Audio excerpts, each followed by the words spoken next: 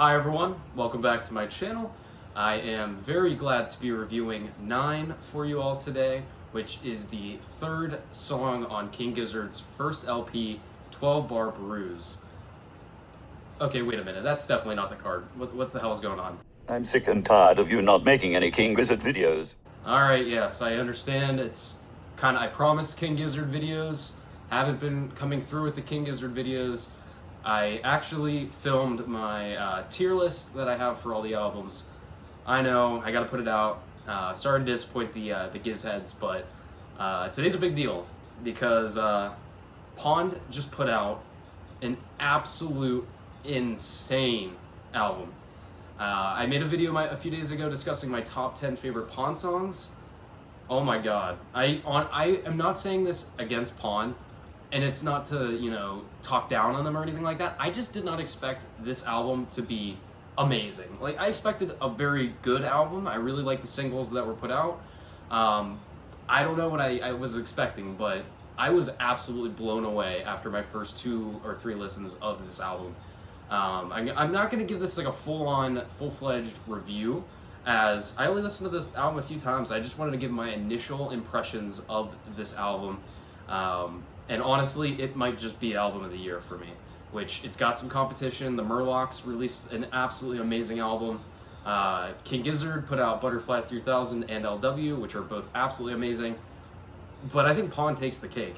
I mean, I was actually just listing albums. Another one I meant to mention, Shiny Joe Ryan, who is in the band Pond, he actually put out an album this year as well, which is also fantastic. So it's just been a very good year for music. I felt like 2020 was kind of lacking in some ways with some of the music that came out. But 2021 is definitely turning out to be a great year for music. But let's just get right into my initial impressions. I'm going to go track by track for 9, all 9 songs. I wonder where they came up with the album title. I mean, gee.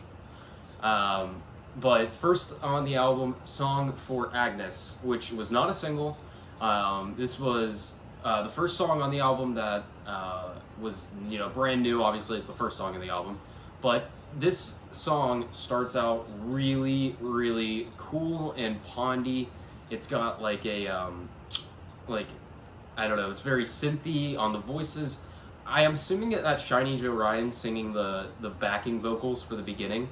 But then Pond comes on and the song is just super high energy, super high, fast pace. An absolutely amazing start to the album. The lyrics are good. Not my favorite song on the album, but an absolutely killer opening track to this album. And something I will say right now about this entire album is it is extremely consistent.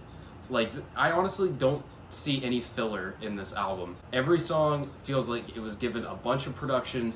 It got the effort put towards it. No songs in this album are like, okay, maybe they could have left that one out. I honestly think this album really flows well. And Human Touch is the second song coming after Song for Agnes, which Human Touch was a single. I will say this album is amazing, but if I had any gripes with it, I think the release of this album could have been a little bit better. From what I read on Reddit, Tasmania was announced really far ahead of its release. And I don't know how long exactly that was, but it had to have been just as long as this. As 9 was announced, I think in May. We got the first single in April. And it felt like the wait was excruciating. And again, this is probably not Pond, it's probably the record, label or record company. They got like a schedule they have to release, and they know what should come out so they can continuously make money throughout the year. I understand that. It was just, I think also they released a few too many singles, I think. And the timing of the singles was kind of weird. We got a single in April, which we didn't even know there was an album coming. I mean, we assumed. Then America's Cup came out in May, on my birthday, actually. That was kind of cool. And then they announced the album. They were like, it's coming out in October. And then they released the third single, Toast, I think in July. So there's a pretty big jump in that. And then we got Human Touch, I think it was like September 1st. It was very close to September. It was like, all right, we got 1 month away from the new album coming out. And it just, the pacing kind of felt a little off. Almost to the point where I kind of forgot Pond was releasing an album. I mean, obviously Pond is one of my favorite bands, so I was looking forward to it, but it was just kind of like, I don't know. For example, Butterfly 3000 was announced like a month before it came out, and I felt like that hype was perfect. There were no singles released for that. I'm not saying I don't like singles, but I just think maybe they could have released maybe just like 2. Once you get to like a third of the album, it starts to be pushing it a little bit, and then they actually released 4 of 9 songs beforehand. But anyway, that little main rant out of the way, not a big deal. It doesn't affect the music at all, but it did affect a little bit maybe of the hype for some of these songs. Like I think Human Touch, I really enjoyed it as a single, but I think I would have loved this song more. I don't, maybe just hearing it within the flow of the album. I don't know if that makes sense, but that's kind of what I was thinking.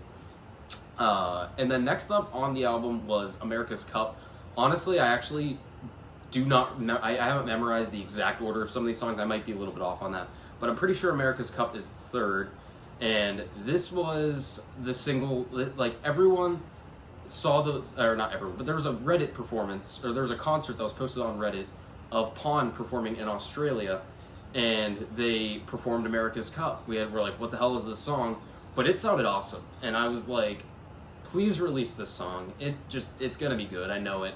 And it ended up being the 2nd single release, and it was just exactly like kind of what I think everyone was expecting. It's not like it blew anyone's socks off, I would say. It's just a solid single, and it definitely deserved to be a single, because it's definitely one of those like radio songs that you can play to get people hyped up for the new album. And it does the job. The repeating, you know, if before the America's Cup, it was Sailors and Junkies. Just it gets it stuck in your head, and it's a good song, a good jam.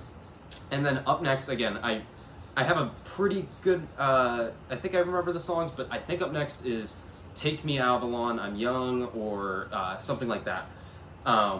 This song has a really, really good build-up. It's, you know, solid throughout, and then just the ending is extremely good. Another really good psychedelic Pawn song. It's kind of got like some like, you know, opera sounds to it. I don't know. There's a few songs throughout this album that kind of has that sound, because it sounds like there's more than just one voice on the song. And again, another solid song. But I will say the second half of this album, it's amazing, and it completely took me by surprise. Because so far the 2 songs that were new, "Song for Agnes" and "Take Me Avalon, I'm Young," you know, good songs, like solid songs. Are they my absolute favorite Pawn songs ever? No, but they're still pretty decent. And then you got Pink Lunettes is up next. I think we're on Pink Lunettes. This was a very, very fitting single. I think this song and America's Cup, I think that should have been the 2 singles. I will explain a little bit more about Toast later, but that song definitely should not have been released as a single. But Pink Lunettes and America's Cup, I think they were perfect for the album. They're catchy, and Pink Lunettes, if you liked Pink Lunettes, most of this album is wacky and funky and super high-paced, just like that, and it's great. Pink Lunettes was a perfect lead single. I think the overarching theme with this entire album, every song, you can just tell they're having fun with making this music. Something I kind of should have mentioned a little earlier is this album was not produced by Kevin Parker, unlike the last 3 albums. So that might have been another reason I was a little skeptical. Not saying that I didn't expect Pawn to be able to release good music without them, because they have some great albums before Kevin coming on. But my favorite albums by Pawn were definitely the more recent ones. And so I was just kind of nervous, like, what's a new Pawn gonna sound like without, you know, Kevin at the helm? And they absolutely just demolished it. It was just absolutely fantastic. But getting a little carried away there, let's move on to, up next was Czech Locomotive, which another song that had an absolutely fantastic build-up. Like the first half of the song, I personally thought it was great, but my friend, you know, he was like, okay, it needs to pick up a little bit, and then it just hits you, and the super fast like Czech Locomotive, it's great, and this is definitely going to be one of my favorites from the album as time goes on. And then next up, Rambo. Holy shit, Rambo might just be one of the best Pawn songs ever. Just the immediate hook, it gets you. It's like, this could have been the lead single for the album. I'm happy it wasn't though, because it was such a great surprise. But I honestly think this probably could have been the lead single for the album. Just, you got some Shiny Joe coming in. I think I heard Jay Watson doing some vocals. Like, the first half of the song is amazing. The second half, you'll transcend. It is just absolutely incredible, and I think I can't stress how good Rambo is, and might just be a top 5 Pawn song for me ever. I might have to do an updated list. It's just so good. And then the second to last song on the album, Something Soul. I'm so sorry, I cannot fucking remember I mean, I'm sure that's very unprofessional of me. Gold Cup, Plastic Soul. That's it. Okay. That is the next song on in the album, and this is just another really good psychedelic, relaxing song. You know, he sings Gold Cup, Plastic Soul, just all throughout, and I mean, it's got some good rock in it as well. It kind of sneaks its way in. Just a really solid song, and I can't stress how good the last 4 songs in this album are. Speaking of which, Toast, the last song on the album, I mentioned it, this was my favorite of the singles going in. It's an absolutely incredible album closer. And again, I wish this song was not released before the album. Again, I know I could have just not listened to it. It was the 3rd single. I should have been like, okay, at this point, maybe I should stop. However, I didn't look at the set list for 9 ahead of time. I didn't know that this was the outro. If I had, I would have not listened to this song. Because I honestly think outros and intros for albums should be kind of left from being released beforehand. Again, whatever. Bands can do whatever they want. I'm a little more anal with closers. I kind of really do want to go into those fresh. But I already mentioned it in my top 10 Pawn songs. Toast is absolutely incredible.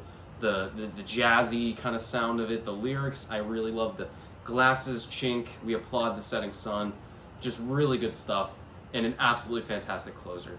And I guess that's all I gotta say about Pawns 9. This isn't like a full in-depth review, I just kind of wanted to discuss a little bit of the album, and my goodness, Pond absolutely, I know, how many times have I said absolutely? Pond very much killed it with this album. I'm just excited for more. And I think I saw Jay Watson saying in the live stream chat, this might not be your favorite album now, but give it a year and it's gonna hit you. And I think this album already hit me, but I know it's only gonna age better with like a fine wine. Give it a little bit of time. I think this album is gonna be even better in our hearts than even maybe now. But honestly, I didn't see too many disappointed Pawn fans on Reddit. I think everyone is basically agreeing this is a killer album. And okay, this might get a little controversial. I'd say this album, it's too early for me to say it's better than The Weather or Man It Feels Like Space Again. I don't know if it is, but it's definitely better than Tasmania. I definitely enjoyed it more than Hobo Rocket. It's kind of, it reminds me of Hobo Rocket though. It's kind of like a really out there, wacky, psychedelic album. Maybe not wacky, I mean, but you know what I mean. It's got that vibe to it. It does remind me of Hobo Rocket. But it's also got some Beard Wives Denim, you know, inspirations, it sounds like. But I think 9 is better than all of those. Again, albums previous to that, I'm not really familiar with too much. I listened to Frond in its entirety. I love the song Frond, but I can't really give it like a definitive opinion regarding those. But I just can't recommend this album enough. If you're a King Gizzard fan, if you're a Tame Impala fan, MGMT fan, you gotta check out this album. And if you're a Pawn fan, you probably already have. So let me know what you think about this album in the comments section below. I am extremely satisfied with this album. My favorite songs, Rambo. I really liked Song for Agnes. I really loved that song. Czech Locomotive, Gold Cup, Plastic Soul, Toast. Those are my favorites. But honestly, there's not a bad song on this album. It's very consistent all the way through, and I cannot recommend it enough. I give 9 a 9 out of 9. Check it out now.